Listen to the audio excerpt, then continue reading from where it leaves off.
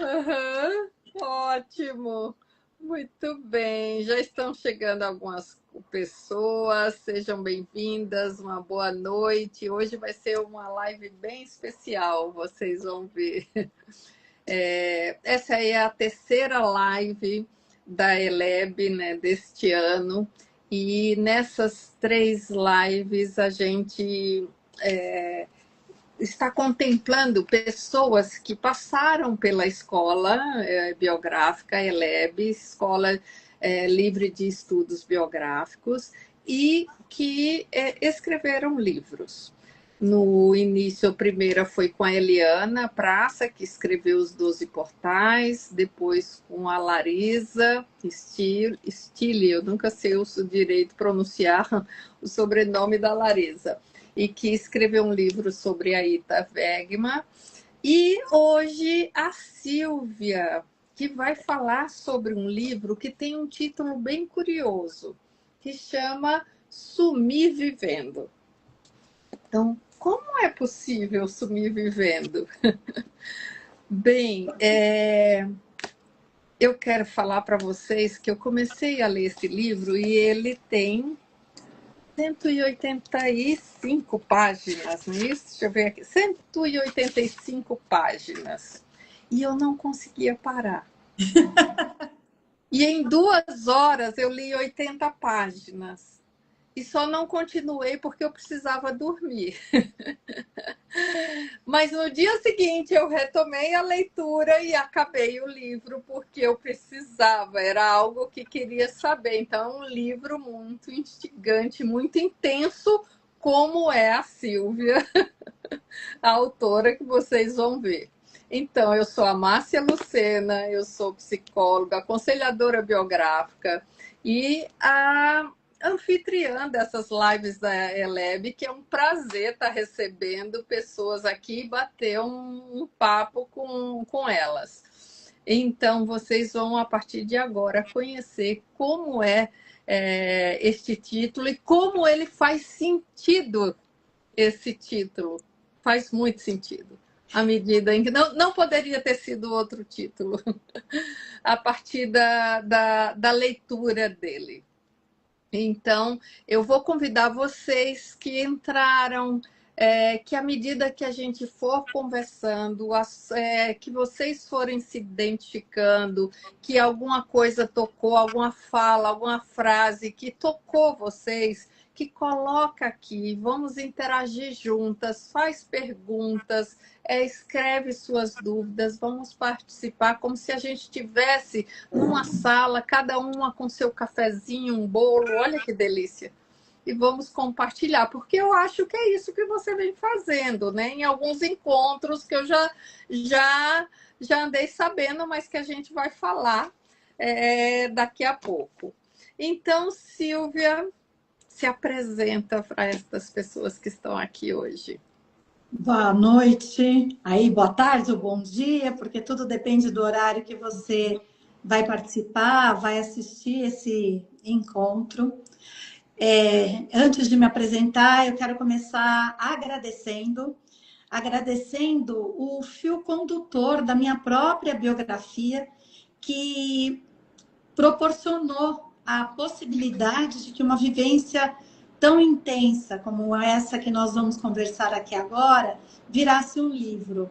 Então, eu vou começar o agradecimento pela própria ELEB, que é a minha escola de formação como aconselhadora biográfica, que é uma das minhas profissões. Eu sou interculturalista também, mas quando eu encontro a ELEB a partir de uma pergunta da Zilda Andrade, e a partir disso eu participo daquela primeira semana antes da formação efetivamente e conheço Márcia e Ronaldo, que para mim são as expressões dentro da antroposofia que me ancoram, que me guiam, são as pessoas que, quando eu estou em dúvida, ouvir o que eles têm para dizer, sobre os ensinamentos e os aprendizados que eles ofereceram, é o meu caminho condutor. A gente sabe que nós temos essa grande ciência espiritual nos abraçando, mas aqui na Terra, no dia a dia, nós temos pessoas que vão nos amparando e vão auxiliando esse nosso caminho.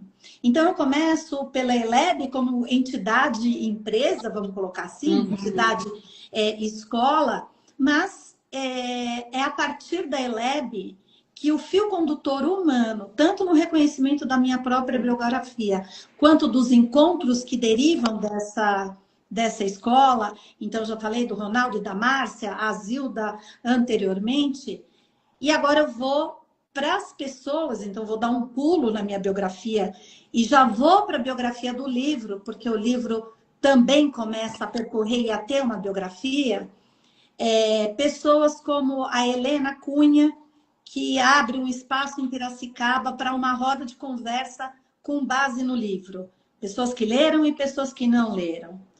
Depois, a Cíntia Gomes, que abre um espaço, na verdade, ela aceita uma provocação minha e, com isso, ela consegue organizar um espaço dentro da ABMA de Minas Gerais e eu levo o Sumir Vivendo lá com a Daniele Madureira, que é a presidente da ABMA, e faço uma roda de conversa com um outro tom, porque passa a ter a participação de uma geriatra paliativista e de uma psiquiatra.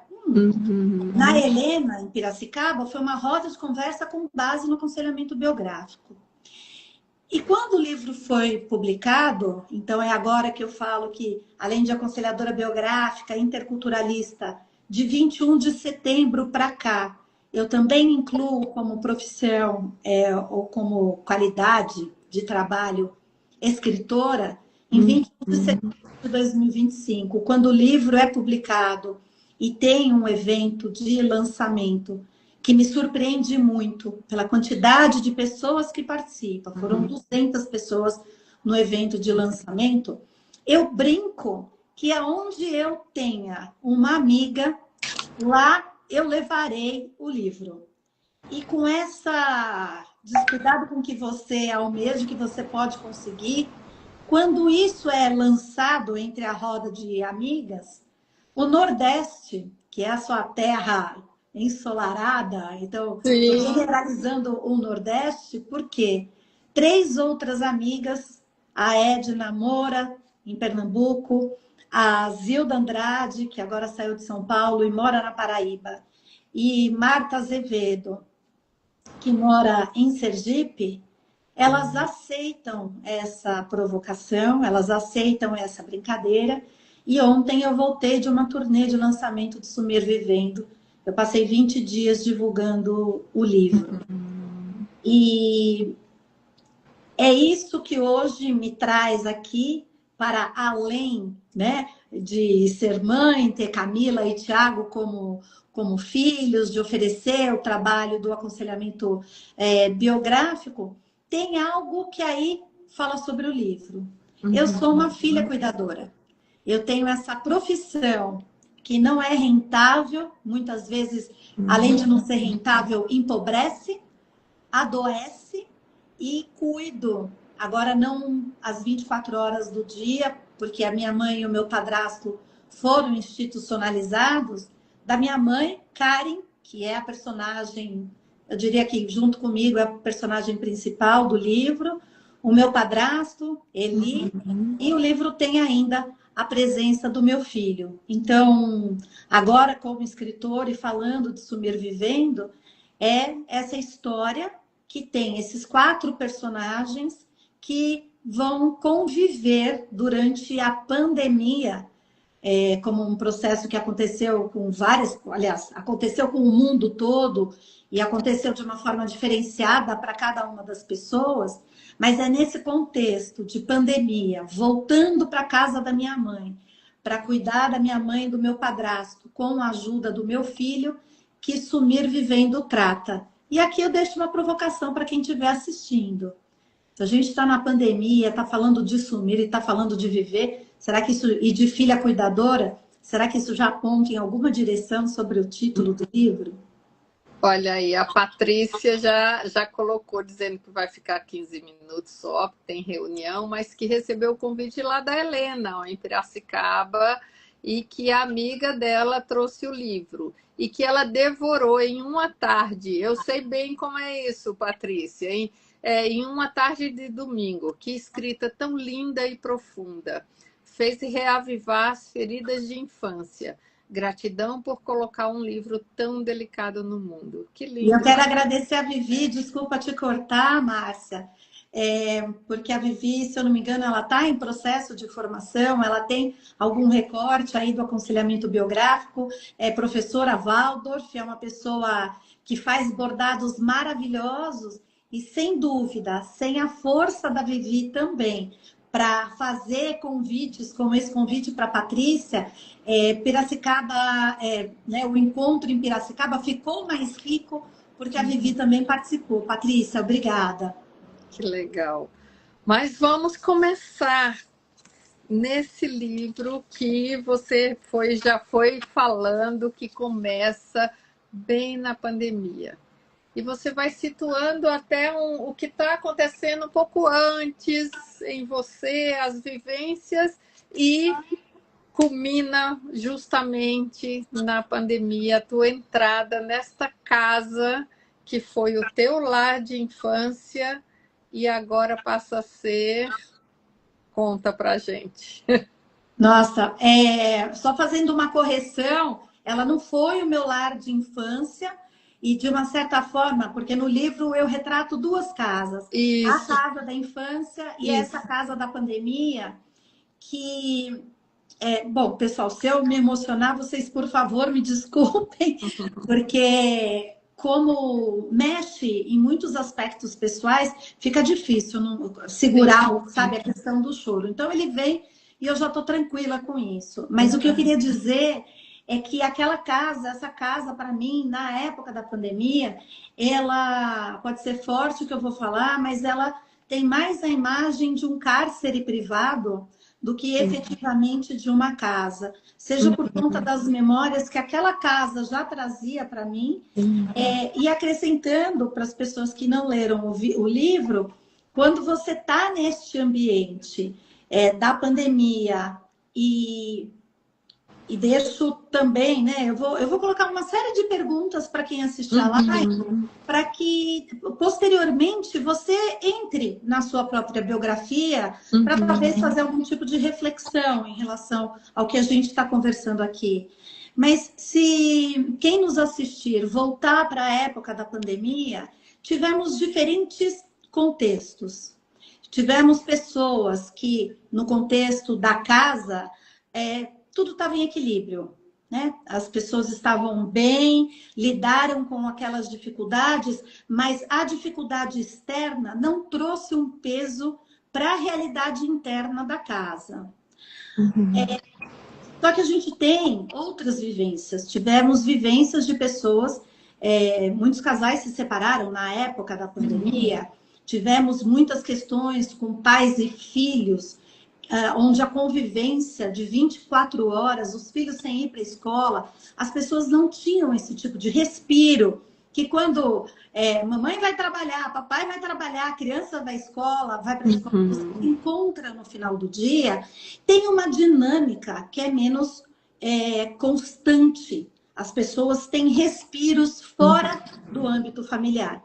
E nós não tivemos isso naquela época, então algumas famílias tiveram questões de relacionamento acirradas na época da pandemia, porque o passado e as questões mal resolvidas estavam ali presentes. Voltam à tona, né?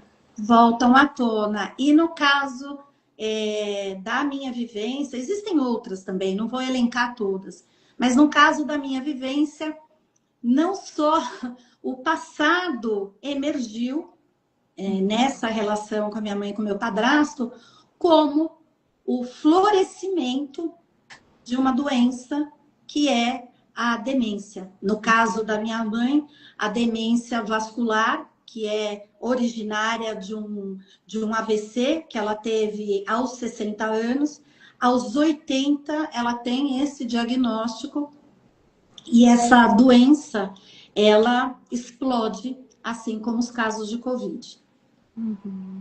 E foi um desafio gigantesco, né, para você. Quando você fala a tua prisão, enclausurar, né, a gente vai acompanhando nessa leitura, né, o peso que vai tendo, né, à medida em que você vai adentrando ou nessa prisão e os desafios do dia a dia vão crescendo, né, diante de você e você se depara com os desafios do externo e do momento presente e com aqueles do interno, né?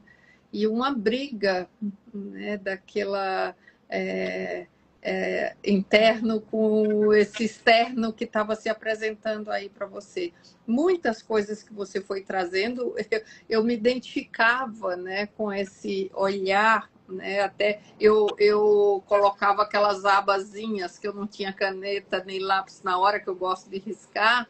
Uhum. E aí você vem falando na minha casa, os mais comuns eram os cintos, que você vai relembrando as questões. Isso dói mais em mim do que em você. Você pediu por isso. Quem ama, corrige. Essas frases eu escutei, né, nesse momento. Então a gente vai, na medida em que vai lendo, muitas coisas, vai vendo que é da tua história, mas muitas coisas vai trazendo essa identificação, né, com alguns temas. Eu acho que você vai tocando em temas sensíveis de cada um. Por isso, Isso, quando a Patrícia diz, eu devorei esse livro em uma tarde, eu li em 2 horas 80 páginas, né? É essa identificação que vai acontecendo, né?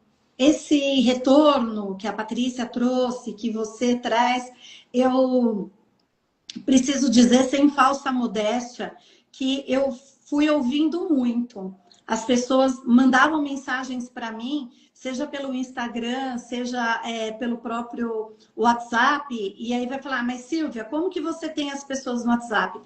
Porque eu brinquei com a Márcia antes, quando eu sou uma autora independente.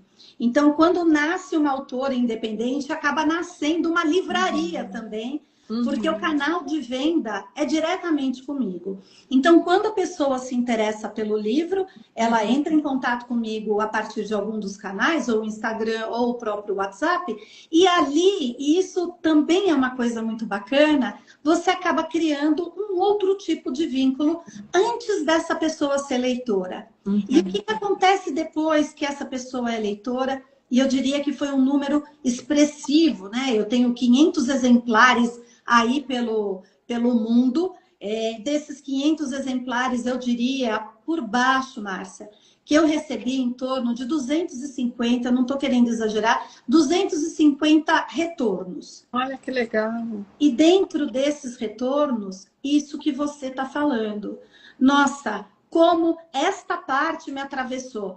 E quando a pessoa fala que alguma parte do livro atravessou, e não necessariamente se relaciona à filha cuidadora, que é o tema principal, e também não é a demência de algum familiar, ela está nessas sutilezas. E quando você fala da questão, né, do cinto e tudo mais, ela toca de alguma forma, a questão da violência infantil, que era algo que na década de 70, até década de 80, era amplamente utilizado e era muito validado. Então, a frase que você traz, né, dói mais em mim do que você, essa frase foi utilizada em muitos espancamentos, né? E a gente sabe quais são as consequências. Então,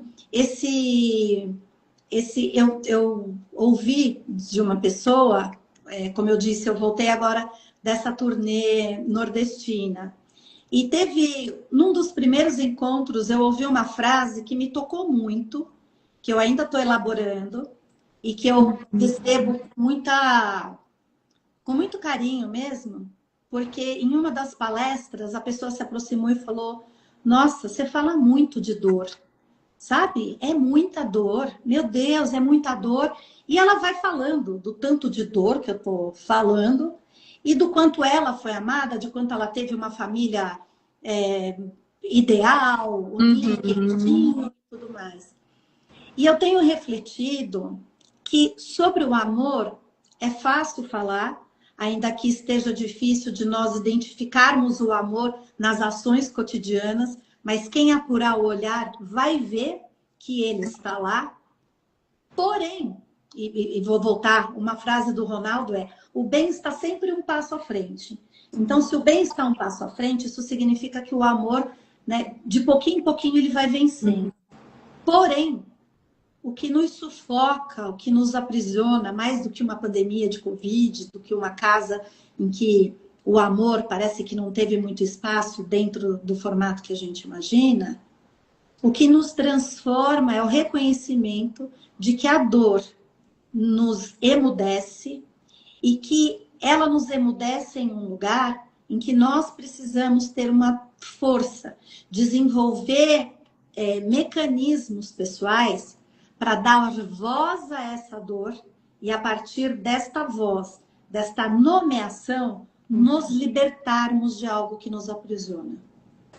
Então, veja que interessante isso que você está trazendo, porque aquilo que te aprisionou, essa casa, a Covid e tudo, também foi uma cura para você, mas uma cura para não só a Sílvia adulta, mas para a Sílvia criança. Perfeito, perfeito isso que você tá trazendo. Eu assumo que a cada encontro, cada vez que eu falo do livro, algo em mim se revela, sem dúvida alguma. Mas, fundamentalmente, esse olhar amoroso para a história que foi construída entre eu e a minha mãe, da forma como ela foi construída. Eu, em algumas palestras, na verdade, acho que na maior parte dos encontros, né, porque teve palestras, roda de conversa, lançamento em livraria, eu tenho falado que eu sou grata à demência. A demência como catalisador, ou motivador, ou impulsionador de uma transformação que cabe, eu acho que sim, tanto a mim quanto a minha mãe. Não vou entrar no mérito da doença, porque eu não sou médica, mas eu acredito fortemente, como nós estamos dentro de um ambiente aqui antroposófico, com conhecimento mais profundo, mais superficial do karma, das leis biográficas, a famosa pergunta que no aconselhamento biográfico a gente aprende no primeiro módulo, o para quê? O para que se fez vida? Para que a demência da minha mãe? Para que a escrita de um livro? Para que eu sofri uma violência na infância? Para que? Então, quando a gente utiliza o para quê, tão bem orientado na formação biográfica, como um impulsionador da busca de respostas, a fé no mundo espiritual, quando a gente tem, a gente entrega e no tempo essa resposta vem. Então, no tempo, tem momentos que eu reflito e falo, puxa vida, tô com 62 anos, o livro foi lançado, eu tinha 61, né? Foi em setembro, eu fiz 62 em novembro. Eu precisei desses 62 anos, 56 mais ou menos, lidando com uma questão interna, para que ela, a partir do que acontece na pandemia, me transformar numa filha cuidadora, olhar para as feridas, sentir, reavivar de forma mais intensa sentimentos como ódio, frustração, raiva, negação, invalidade, invisibilidade e alguns outros que talvez eu não consiga nomear aqui, o para que se fez, né? O para que aflorou. E nos encontros que eu tenho tido, quando em volta do livro, porque agora eu entendo que o livro ele começa a ter uma vida própria. Ele começa a me levar para lugares, ele começa a ser para lugares. Nesses lugares para onde eu vou, o encontro proporciona, não só para mim. Claro que eu quero vender livro, eu quero conversar, eu quero divulgar, né? Eu quero estar em contato com as pessoas, Uhum. isso tem proporcionado nas pessoas a partir do livro. E isso tem sido lindo, Márcia. Uhum. Eu imagino. É, porque a história é uma escrita com tanta alma, eu diria, com tanta. A tua alma está presente ali no livro, que eu acho que você traz essa de coração para coração, você, né, a gente já falou, toca na dor do outro, e quando você na verdade, passa a ser até um agente de cura, né? Porque quando você consegue curar em você, você consegue estender a mão para o outro e dizer assim, sim, é possível, né? Olhar para todas essas dores e olhar para essa mãe que é hoje, que não é a mesma mãe da infância, muitas vezes, né? E dizer, na visão sistêmica, ele diz assim, a gente tem que olhar e dizer sim. Mas como dizer sim? E tem uma palavra, ele traz assim, assentir, que é muito mais que aceitar essa mãe, aceitar o que aconteceu. Como eu vou aceitar uma violência, isso? E assentir, ele diz, é diferente. Assentir sim, foi assim. Foi dessa forma. Não muda, não tem como mudar isso. Sim, foi dessa forma. E foi isso tudo que veio, que fez parte da tua trajetória, que te trouxe aonde você está hoje. E hoje, como adulta, você consegue, então, curar em você a partir disso, da demência, da pandemia, dessas circunstâncias que te aprisionou nesse lugar, para que você pudesse olhar e dizer, sim, é essa mãe que eu tive, né? É nesse lugar. E poder libertar essa dor da tua infância, olha como é importante. Mas é isso que você também proporciona quando a gente olha para cada um, para as suas dores, sabe? E diz assim, eu também posso libertar essas dores. E de que forma? E aí você vai mostrando esse cuidado todo. E aí a gente entra nesse lugar que é o grande papel do cuidador, o grande e difícil e desafiador papel de quem cuida, que talvez a gente possa entrar agora, adentrar nesse tema também, que é algo que você traz, né? E esse é um assunto, eu diria, vou até brincar, eu estou na crista da onda, porque eu estou falando de um assunto, assim, super atual, absolutamente Isso. contemporâneo. E contemporâneo em que sentido? O primeiro sentido se relaciona às estatísticas. Hoje nós Uhum. temos mais pessoas idosas, hoje nós temos mais avós. Eu li uma reportagem assim. Hoje nós temos mais avós no mundo do que netos. Então, esse é um primeiro dado estatístico. O segundo dado é que os velhos estão ficando ultra velhos, ou seja, estamos ultrapassando a barreira dos 90 e Uhum. dos 100 anos. Sim. Não é mais incomum uma pessoa de 100 anos. E Uhum. junto com essa pessoa de 100 anos, tem um filho que envelheceu junto com ele. Então, a minha mãe hoje está com 89 anos, ela vai fazer 89 anos agora em abril, e eu com 62. Eu brinco, antes eu era filha, ela era mãe, agora nós somos da turma da terceira idade, né? Eu estaciono no mesmo lugar que ela poderia estacionar, eu uso a carteirinha de transporte que ela usa, nós entramos nessa mesma faixa.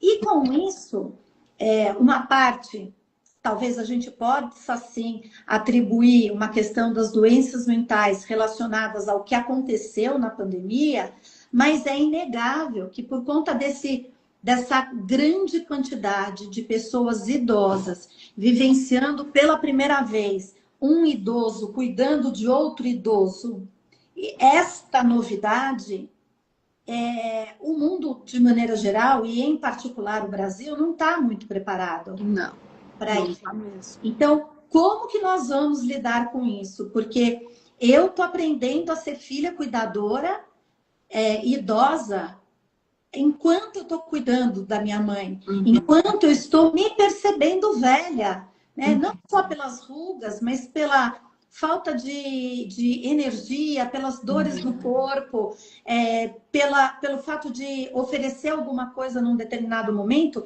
e precisar de muito mais tempo para me recuperar depois. Então, o livro também abraça ou atravessa, né? Que é um verbo que está meio na moda agora, ele toca esse assunto também, desse envelhecimento que acontece comigo e com meu filho, com os meus pais. Eu fui fazer uma roda de conversa na Associação São Joaquim de Apoio à Maturidade. Sim. Ali, que é um espaço que oferece atividades para idosos de Carapicuíba, uma cidade de São Paulo. Ali, nós já temos esse assunto de bisavós cuidando dos bisnetos, ao mesmo tempo que ainda dá dinheiro para a neta e para a filha. Uhum. Olha que desafio. E quando a gente faz o recorte socioeconômico, isso fica maior ainda. Sim. Então, Márcia, tem muito assunto no livro mesmo. Uhum. Ele desperta muitos temas, né? Esse tema dessa... como é que se cuida desses idosos? Eu vi um vídeo esses dias de uma mulher de 92 anos se despedindo do filho de 72 que estava morrendo e dizendo, vai, filho, né? Então, tem isso que você está trazendo, o envelhecimento está aí, né? Está para todos. O tema da morte, que é outro que vai se colocando diante, né? Embora ninguém queira ouvir falar, temos que falar. O tema desse, como é que se cuida? Você tá, uma das coisas que, como é que se cuida como é que o cuidador pode se voltar para si, se ele que precisa se voltar, e quão desafiador porque ele está ali no espaço do cuidado com o outro, e muitas vezes não se percebe, que é o que você traz. Tem amigas que vêm falando, até você se deparar com uma fragilidade sua para poder, né, entrar nesse lugar de olhar para você. Então, são muitos temas que você realmente toca, né, com esse livro, que foi tão marcante, né? Eu tenho gostado também que as pessoas falam que riem e choram ao mesmo tempo. Então, Sim. que essa minha característica de falar meio escancarada muitas vezes, né? Sim. Um pouco debochada, que isso traz leveza para um assunto tão difícil, né? Então, sim, que tem momentos que você solta uma gargalhada solta e em algum sim. momento você acaba aquietando.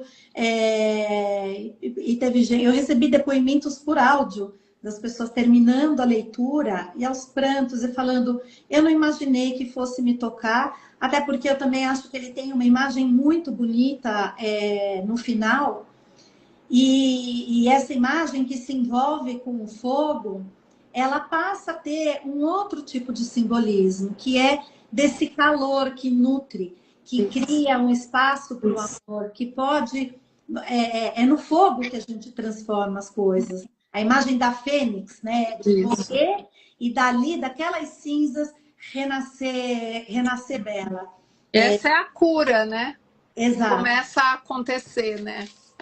Exato.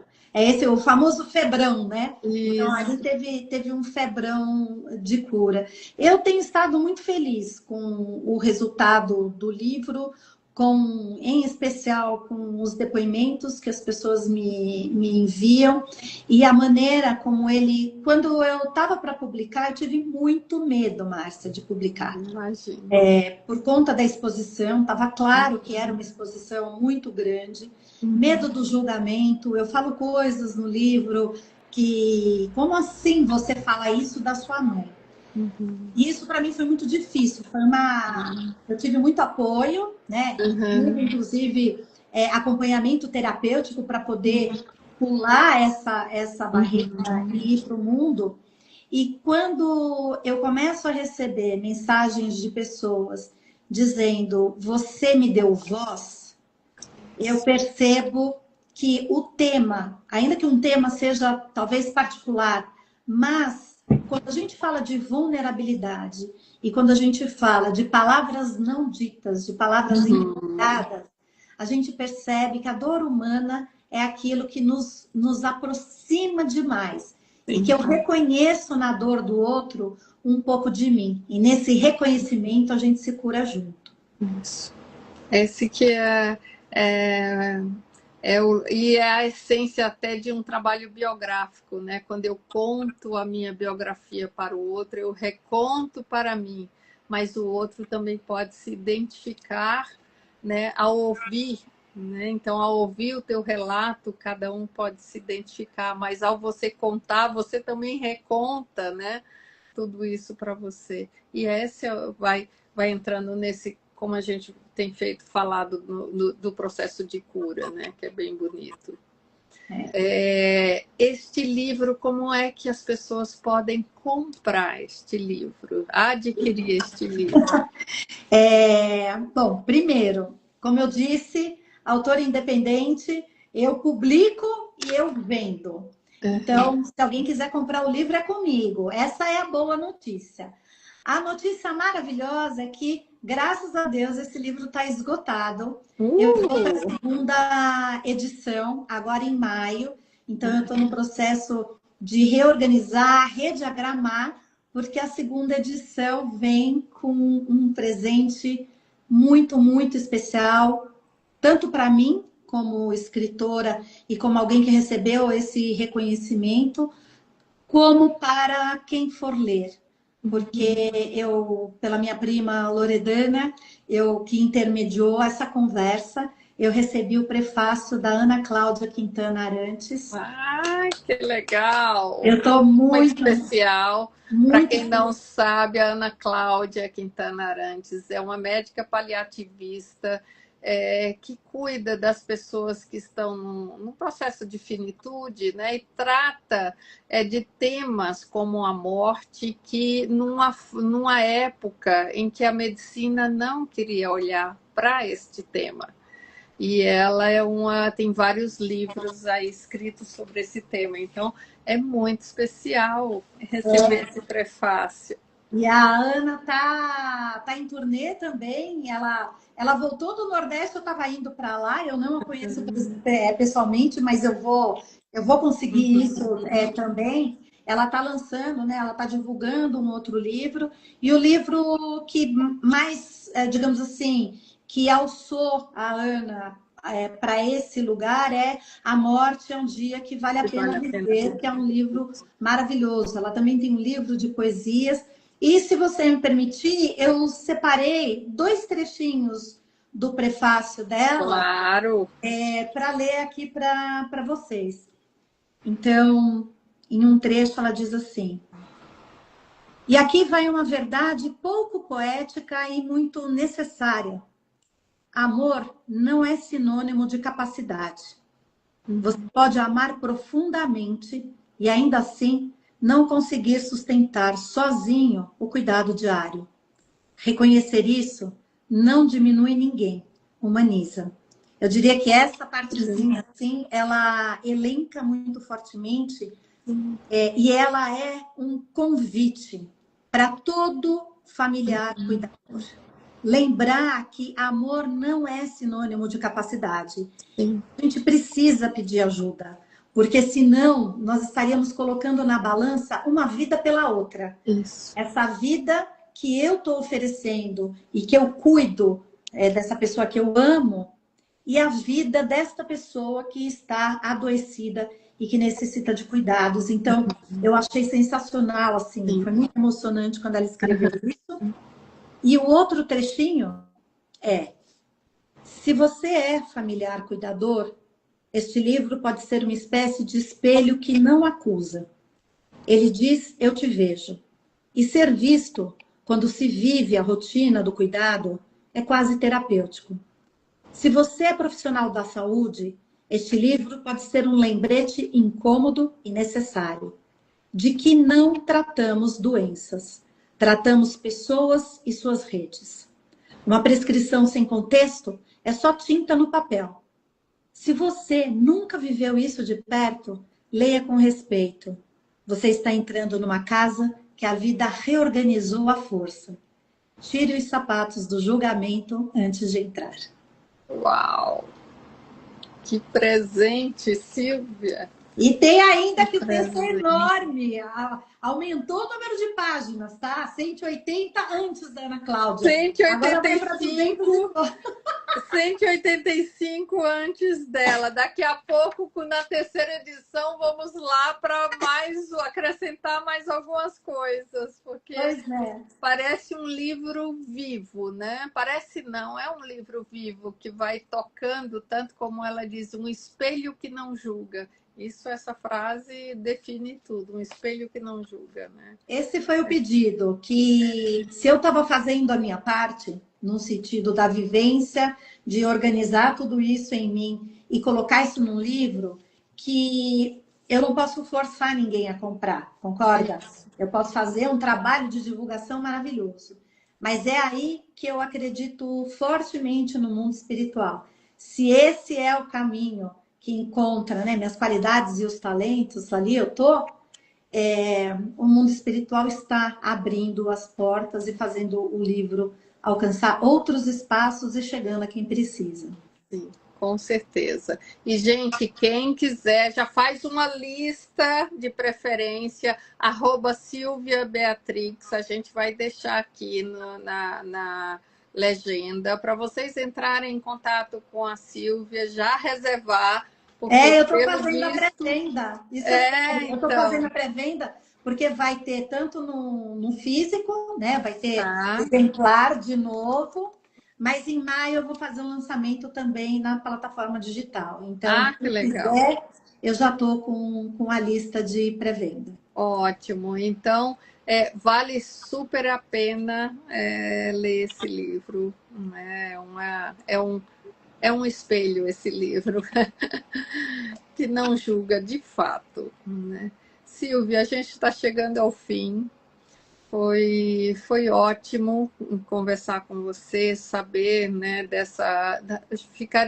teria mais uma live para a gente conversar, né, explorar alguns temas que aparecem aqui, né, além dos que você já trouxe, mas eu acho que fica o convite para quem está nos assistindo, reserva já o seu exemplar e lê este livro, assim como a Patrícia, você vai ver que em uma tarde você vai ler o livro porque você não consegue parar de ler. Depois da leitura, a gente vai começar a se encontrar, eu vou abrir espaços para a gente criar rodas de conversa, de trocas e tudo mais, porque o assunto nesse momento foi meu, mas a conversa que o livro gera é nossa. E quando a gente gera essas conversas, o mundo fica um pouquinho melhor, por causa dos encontros. Muito bem, gratidão pela Eu que conversa, agradeço. gratidão a quem está nos assistindo, a quem vai nos assistir, por essa conversa tão profunda sobre esse tema, né, do cuidado, das feridas infantis, dos processos de cura, que não são nada fáceis, né, de mergulhar. Isso, mergulhar num lugar tão profundo, que é preciso muita coragem para É de chegar. lá que nasce a flor de lótus, não é? E é de lá que nasce a flor de lótus, com toda Exatamente. certeza. Muito Obrigada, obrigada. Silvia. Um Muito, beijo. muito obrigada. Beijo grande a todos vocês. Eu que agradeço. Tchau, Tchau. tchau.